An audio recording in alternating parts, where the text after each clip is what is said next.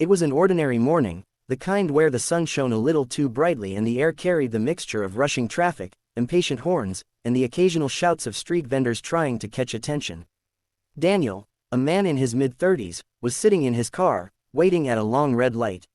His fingers tapped against the steering wheel in rhythm with the music playing on the radio, though his mind wasn't really on the song. He was thinking about the meeting he was late for, the endless list of tasks piled up at work, and the general fatigue of life that had been weighing him down lately. Out of the corner of his eye, he noticed the familiar movement of a figure weaving through the line of cars. It was a beggar, moving from one vehicle to the next, lightly knocking on windows, sometimes ignored, sometimes waved away, and occasionally receiving a coin or two. Daniel sighed. He had seen this scene countless times before. It was a common sight at that particular intersection, one he had grown used to ignoring. But for some reason, that morning felt different. Something in him stirred, as though an invisible hand urged him not to look away.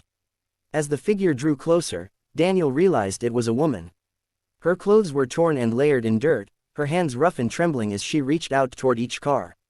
There was a heaviness in the way she walked, her back slightly bent, her movements slow, almost reluctant. Daniel instinctively reached for his wallet, though he wasn't entirely sure why. He hardly ever gave money to beggars, convincing himself it was better to donate to shelters than hand cash to someone directly.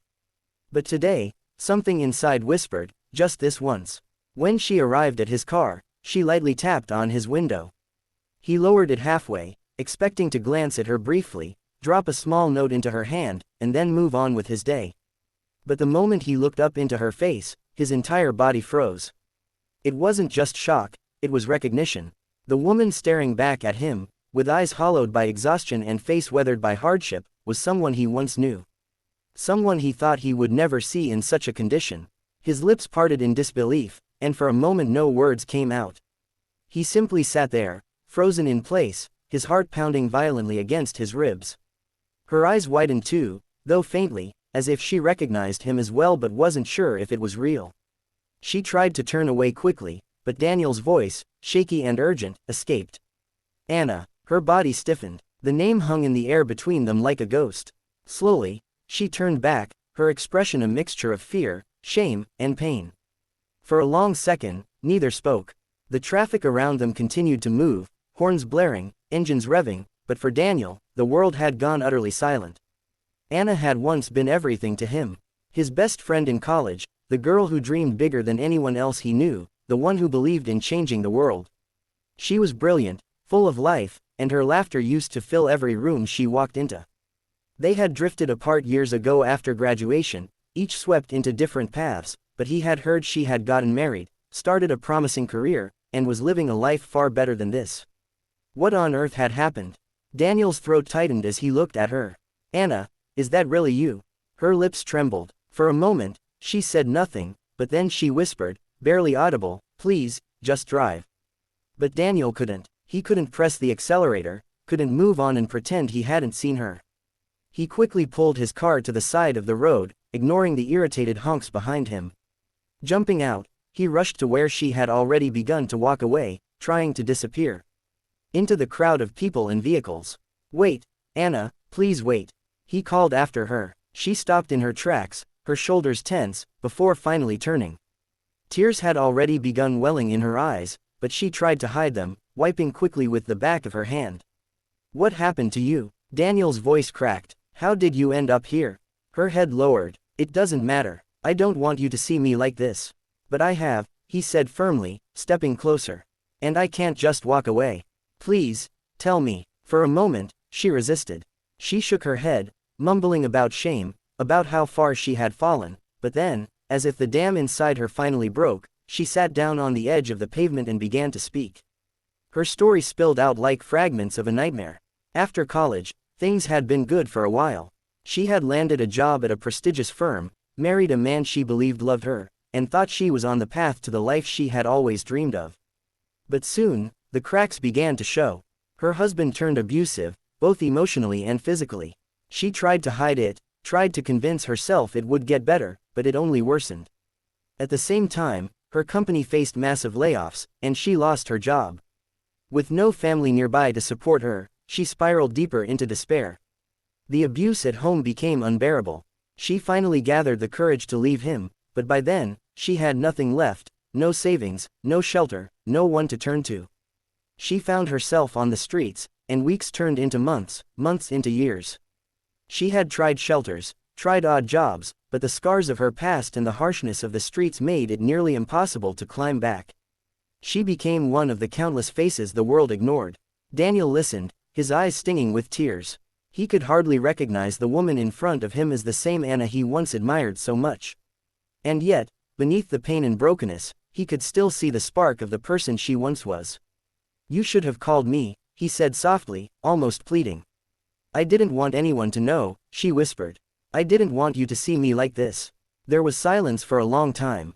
Daniel's chest felt heavy, but one thing was crystal clear to him: he couldn't let her stay like this. "Come with me," he said finally. "Please, Anna, I won't let you go back to this life. Not anymore." She looked at him, uncertainty clouding her eyes. "You don't have to save me, Daniel." "I'm not saving you," he said firmly. "I'm helping my friend, and I will never turn my back on you again." That day marked the beginning of something extraordinary. Daniel took her to a small cafe first, where she could sit and eat in peace without feeling the sting of judgmental stares. Watching her take her first real meal in days broke his heart further, but it also steeled his resolve. He then arranged for her to stay in a safe shelter temporarily while he contacted organizations that specialized in helping women rebuild their lives after abuse and homelessness. At first, Anna resisted, afraid to hope again. She had been disappointed too many times, betrayed by people she trusted, broken by a world that seemed merciless. But Daniel didn't give up. He checked on her every day, helped her with paperwork, even encouraged her to go through therapy sessions offered by the organization. Slowly, painfully, step by step, Anna began to heal. Weeks turned into months, and Daniel watched as the woman he once knew slowly emerged again. The laughter returned, though softer than before. The spark in her eyes began to glow again. She took small jobs at first, cleaning, assisting, anything to regain her independence. Eventually, with determination and support, she managed to land an administrative role at a local company willing to give her a second chance. It wasn't easy. There were days when she broke down, nights when the trauma haunted her, but she kept moving forward. And Daniel was always there, a steady presence, reminding her she was not alone. Years later, Anna would stand before a crowd at a charity event, speaking confidently into a microphone about her journey, about the importance of kindness, and about how one small act of compassion, a man rolling down his car window, changed her life forever. As Daniel watched her from the audience, his heart swelled with pride. That chance encounter at a red light had not only saved Anna but had also changed him. He had learned the true power of empathy, of refusing to look away, of choosing to care when it was easiest to ignore. Sometimes life places us at the exact moment where we are needed most. Sometimes, opening your car window to a stranger isn't just an act of charity, it can be the doorway to rewriting someone's destiny. So the next time you see someone struggling, someone the world has chosen not to see, remember this story. Because you never know, behind that face might be someone who once dreamed, someone who once laughed, someone who simply needs a chance to rise again. And if you made it this far, thank you for listening. Make sure to like, share, and subscribe, because more stories like this are waiting to inspire you, and perhaps, change the way you see the world.